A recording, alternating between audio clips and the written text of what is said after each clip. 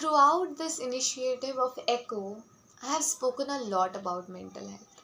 But now I'm going to speak about a major subtopic that comes under mental health, and that is suicides, suicidal temptation, suicide attempts. Yes. Now, these are the results of mental illness when people are like completely devastated with their mental states. They take steps such as suicides, self harm. So, what I'm gonna do today is I'm gonna tell a few techniques, not actually techniques, some tips as to how we can prevent this. The very first thing that we need to understand is that death isn't the full stop.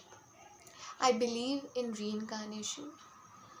Even if you end this form of your life and try to escape from your sufferings, there's no use, because you'll be born again in some other life form, probably maybe an insect or something, but you have to suffer. You will be suffering in this material world. So we need to understand that death isn't the full stop. There is life after death as well. Another very big reason why people do suicides are because they don't have any ambitions in their life. They don't have that aim they wish to attain in their life. We need to ensure that we have a very impactful why and what in our lives. Why am I born? What is my purpose on this earth? Why was I born as a human? What am I supposed to do with this boon of human life?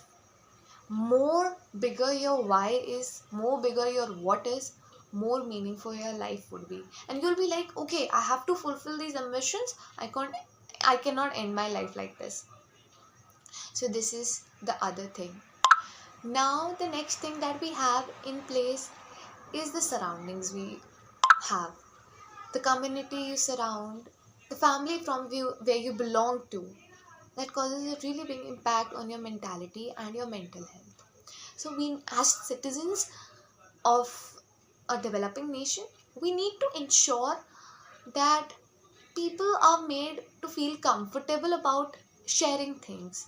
For example, it shouldn't be like, okay, I have something to share, but okay, this the person in front will judge me. That shouldn't be there, not at all.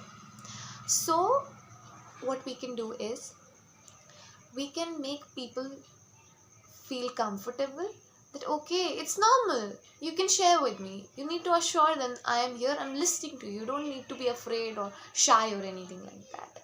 We need to create awareness, very very important.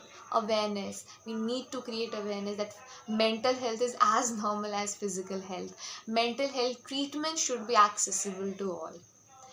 Then the last point I have, which I speak about every time, is spirituality.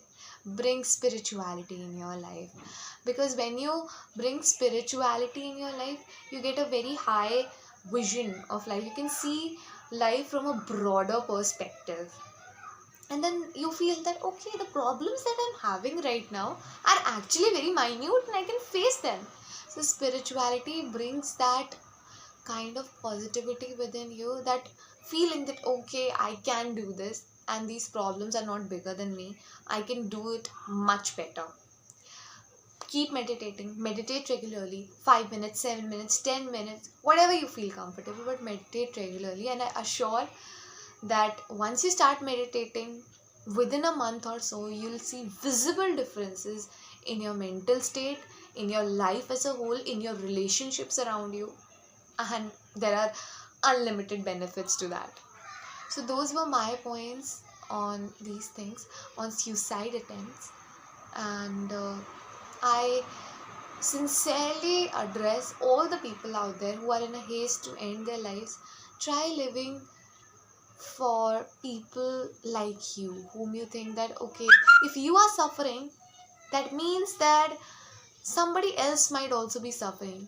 So live thinking that okay, I need to help that other person. That person shouldn't suffer. The way I suffered, that person shouldn't suffer. Have that vision in your life, have that perspective in your life, and then maybe your thoughts about ending your life change. Thank you so much.